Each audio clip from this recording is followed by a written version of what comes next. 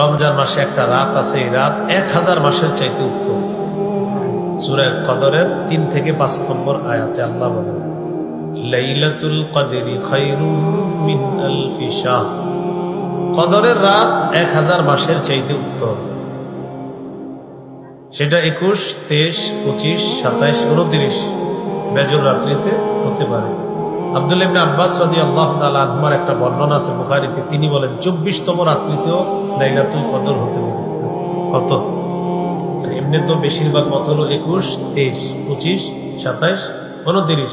ইবনে আব্বাসের একটা মত আছে যে 24তম রজনীতে হতে পারে, বুখারীতে আছে। এই জন্য শেষ দশকে প্রতিটা রাত ইবাদতে কাটানোর চেষ্টা করা, শেষ দশকের প্রতি রাতে ইবাদতে কাটানোর চেষ্টা করা। রাসূলুল্লাহ সাল্লাল্লাহু আলাইহি সাল্লাম কি করতেন? সাদ্দা বিজারা, লুঙ্গি কষে নিতেন, মানে মজবুত ভাবে প্রস্তুতি নিয়ে রমজান মাসের শেষ দশক আল্লাহ রাসূল কাটাতেন।